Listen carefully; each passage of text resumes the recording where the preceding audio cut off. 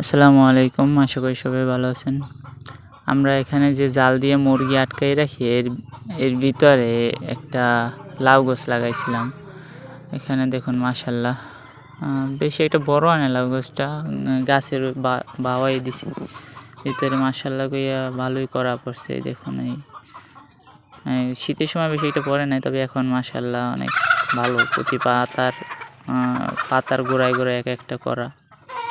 আর শীতের আগে মোটামুটি হয়েছিল, কম হয়েছিল। তবে গরম পড়া ধরছে পর থেকে, মানে গরম বলতে শীত কমা ধরছে পর থেকে অনেক বেশি করা পড়ে।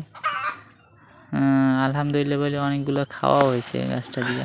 একটা গাছ থেকে ভালোই লাভ হইতেছে। এই যে দেখুন এখানে এক জায়গায় কতগুলো বোঝা যাইতেছে কিনা জানি না, অল্প অল্প বোঝা যাইতেছে।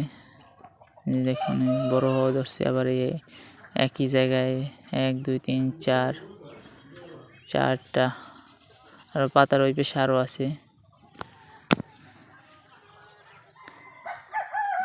ছোটো মোটো এখানে সারটার কিছুই দিতে হয় না, দিই নাই গাছে। তাছাড়াই আলহামদুলিল্লাহ অনেক ভালোই হয়েছে।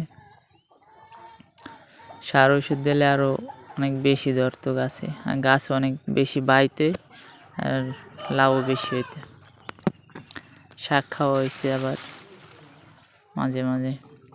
এই যে দেখুন এটা বড়, মানে 2 3 দিনের ভিতরেই বড় হয়ে যাবে। লাউ বড় হইতে আর বেশি সময় লাগে না।